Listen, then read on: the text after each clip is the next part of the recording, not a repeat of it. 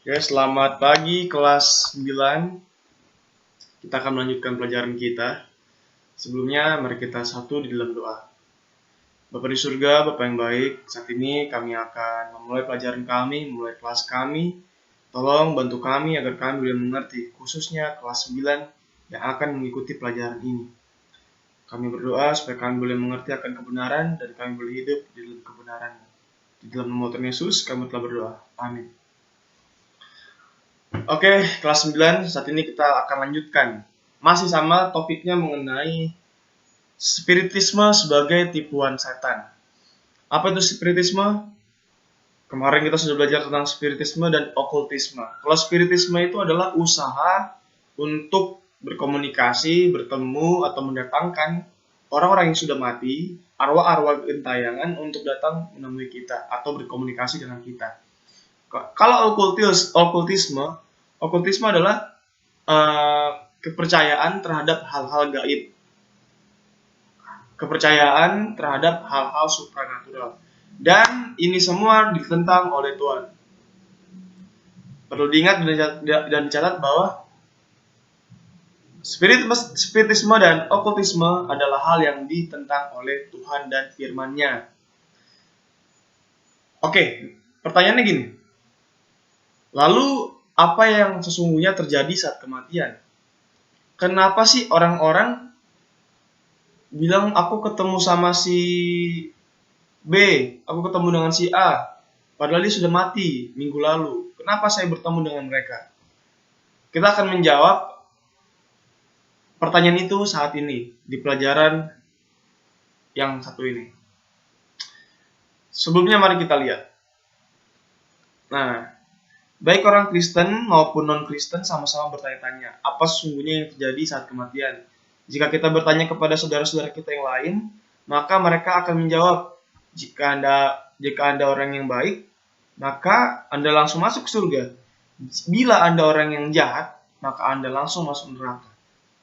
Tapi, bila Anda tidak cukup baik untuk langsung masuk surga, dan tidak cukup jahat untuk masuk neraka, maka jiwa Anda akan masuk ke dalam api penyucian yang disebut purgatori. Nah, apakah betul seperti itu? Apakah kalau kita baik kita masuk surga? Kalau kita jahat kita langsung masuk neraka kalau kita mati? Kita akan menjawabnya. Nah, tahu nggak adik-adik? Setan adalah oknum atau orang yang pertama-tama mengajarkan konsep spiritisme. Tema spiritisme adalah ada kehidupan setelah kematian. Kita mati dan kita akan hidup di dalam dunia lain. Nah, setan adalah orang yang pertama menipu manusia. Nah, kita lihat sini. Di Kejadian 3 ayat 4, setan mengatakan apa? Kamu tidak akan mati. Ketika setan menawarkan buah terlarang, ini makan. Lalu Hawa menolak. Pertama-tama Hawa menolak. Kalau kami makan, kami akan mati. Lalu ular mengatakan kepada Hawa, tidak, sekali-kali kamu tidak akan mati. Setan mengajarkan kepada Hawa bahwa kamu tidak akan mati. Ini adalah penipuan setan yang mengatakan bahwa kita memiliki keabadian, kebakaan, atau kekekalan jiwa. Badan kita boleh mati, tetapi setan bilang, jiwamu, rohmu tidak akan mati. Seperti yang minggu lalu kita sudah pernah belajar kan? Bahwa orang mati itu tidak kemana-mana, mereka diam, tertidur di dalam kuburnya, menunggu sampai dibangkitkan oleh Tuhan. Kita review sedikit. Di Pengkhotbah 9 ayat 5. Karena orang-orang yang hidup tahu bahwa mereka akan mati, tetapi orang mati tak tahu apa-apa. Nggak tahu apa-apa, tak ada upah bagi mereka, bahkan kenangan mereka sudah lenyap. Baik kasih mereka maupun kebencian mereka dan kecemburuan mereka sudah lama hilang. Dan untuk selama-lamanya, tak ada lagi bahagian bagi mereka dalam segala sesuatu yang terjadi di bawah matahari. Jadi, orang yang mati nggak tahu apa-apa, mereka nggak kemana-mana. Mereka nggak ada pekerjaannya.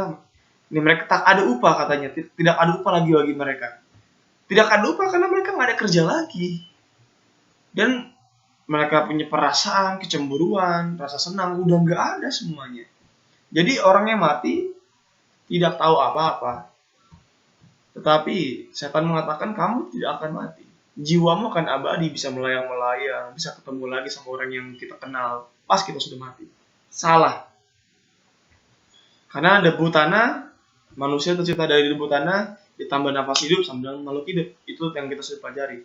Dan selanjutnya, makhluk hidup dikurang nafas hidup sama dengan debu tanah, nggak ada apa-apanya, mati. Orang yang di kuburan itu adalah orang-orang yang sudah kehilangan nafas hidupnya dan telah menjadi debu tanah.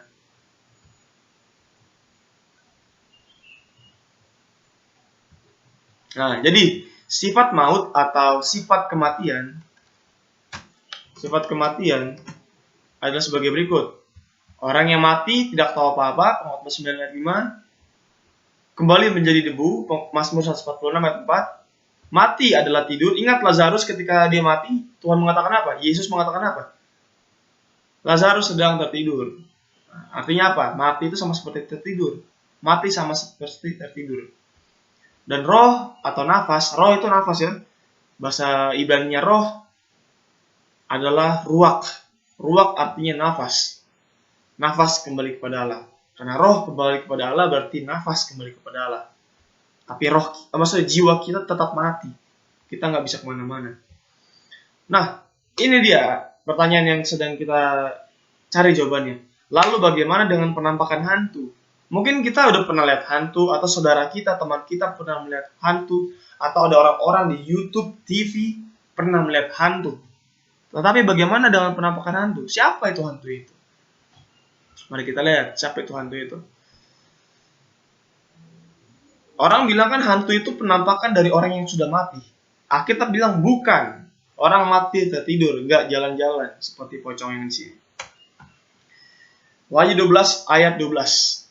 Celakalah kamu, hai bumi dan laut, karena iblis telah turun kepadamu dalam geramnya yang dahsyat, karena ia tahu bahwa waktunya sudah dekat, waktunya sudah singkat. Ingat, setan atau Lucifer, Alkitab mengatakan dahulu tinggal di surga. Namun ketika Lucifer dan pengikutnya memberontak, melawan Tuhan, mereka diusir ke bumi, jatuh ke bumi. Makanya kitab Wahyu mengatakan celakalah kamu hai bumi karena setan telah turun kepadamu dengan geramnya yang dahsyat. Ingat, kita tidak tinggal sendirian di sini. Di bumi kita tidak tinggal sendirian. Ada malaikat-malaikat yang jatuh dari surga. Lucifer, setan dari surga, telah jatuh ke bumi dan telah melakukan kerjaan-kerjaan yang tujuannya untuk menjatuhkan manusia, membuat manusia berdosa dan membuat manusia takut. Jadi,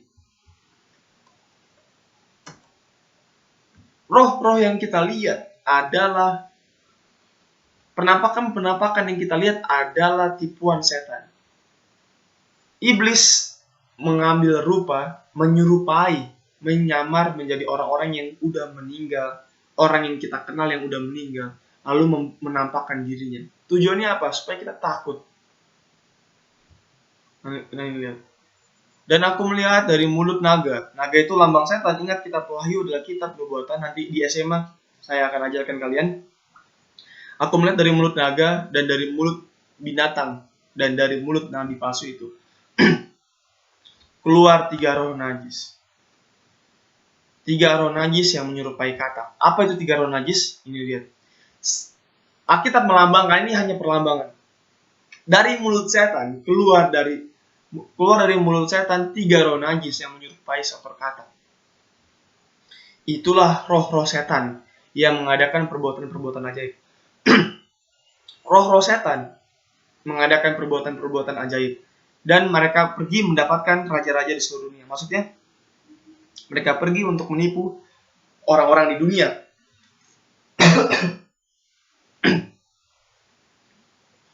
Dan setan mengeluarkan roh-roh jahatnya. Yang kita lihat sekarang di sini, penampakan-penampakan itu adalah hasil kerja dari setan itu sendiri, Lucifer sendiri, pengikut-pengikutnya. Bukan orang yang mati terus bangkit menampakkan diri, tidak. Tetapi Alkitab Wahyu telah menjelaskan kepada kita bahwa Nah, jadi Lucifer itu atau setan itu mengeluarkan iblis, mengeluarkan roh-roh jahat, yaitu penipuan-penipuannya.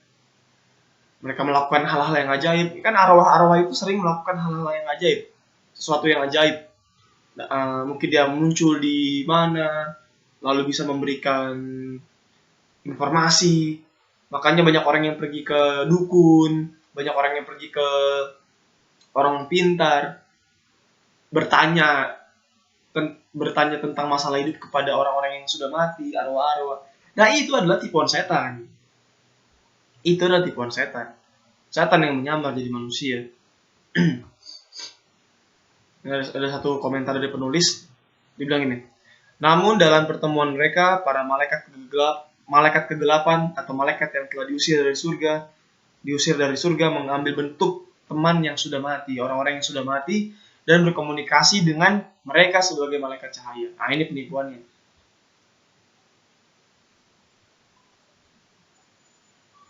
Orang-orang yang mereka cintai akan muncul dalam jubah cahaya. Ini orang-orang yang mati akan muncul dalam jubah cahaya.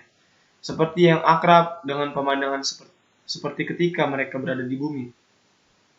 Mereka akan mengajar mereka dan berbicara dengan mereka.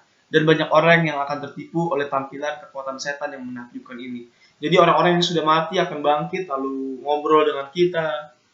Lalu mereka akan kasih nasihat, ngajarin kita. Dan sudah terjadi. Banyak orang-orang yang dinasihati oleh arwah-arwah. Sekarang ini minta nasihat hidup, minta solusi hidup kepada arwah-arwah. Ini adalah tipuan setan.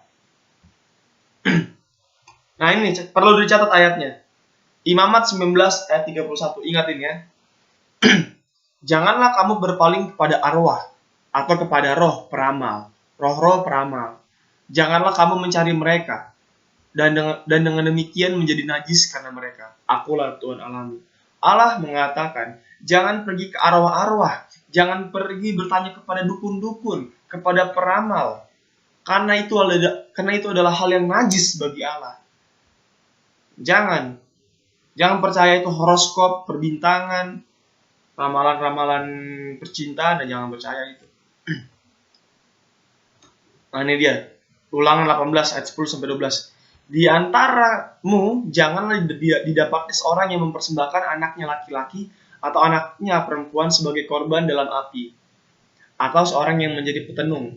Nah, di zaman dulu orang Israel sering melakukan praktek spiritisme, mengorbankan, membunuh anaknya, dibakar untuk dewa-dewa, dan mereka menjadi petenung. Apa itu petenung? Petenung ini adalah penyihir atau orang-orang yang seperti dukun, orang-orang pintar. Nah, jangan jadi seorang peramal, jangan jadi seorang penafsir mimpi, ya jangan.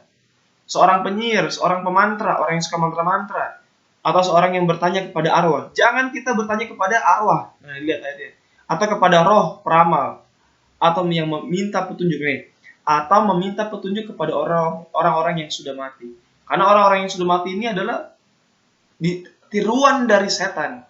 Sama seperti kalau kita bertanya kepada orang yang sudah mati, lalu dia datang pada kita sementara bertanya kepada setan langsung, kepada iblis, kepada Lucifer dan para pengikutnya. Nah, ini lihat. Kesuksesan setan yang paling besar dan penipuan yang sangat digemari ialah melalui kontak dengan orang-orang yang sudah mati. Sangat besar kesuksesan setan. Ini salah satu penulis terkenal dibilang salah satu tipuan setan yang sangat besar adalah ketika manusia melakukan kontak atau hubungan dengan orang-orang yang sudah mati. Nah, jangan. Nah, jadi pada akhirnya spiritisme adalah ajaran yang menyesatkan. Ingat ini, spiritisme adalah ajaran yang menyesatkan. Orang yang sudah mati tidak mempunyai jiwa yang kekal, tidak tahu apa-apa mereka, kembali menjadi debu, mati adalah tidur, roh atau nafas kembali kepada Allah. Orang yang mati tidak tidur di kubur. Setan di balik penampakan-penampakan yang terjadi di sekitar kita. Itu setan. Setan itu artinya iblis. Iblis lah yang menjadi dalang semuanya. Alkitab melarang kita mengikuti praktek-praktek spiritisme. Karena Tuhan telah mengalahkan kuasa kegelapan, kita juga harus mengalahkan kekuasaan kegelapan. Tuhan memberikan janji kemenangan kepada manusia sehingga manusia dapat bertumbuh di dalam Tuhan dan mempersiapkan diri kita untuk masuk ke dalam kerajaan surga.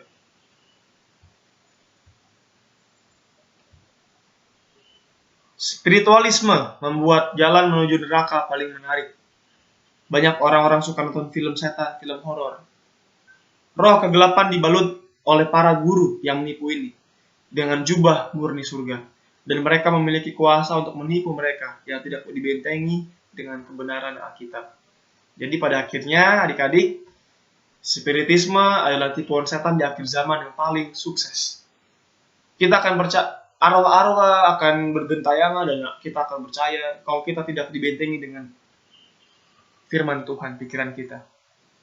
Setan akan menipu manusia dengan tipuan-tipuan spiritisme. Melalui bacaan-bacaan mungkin, melalui film-film horor, melalui sosial media, atau melalui orang-orang yang dekat dengan kita. Kita akan ditipu.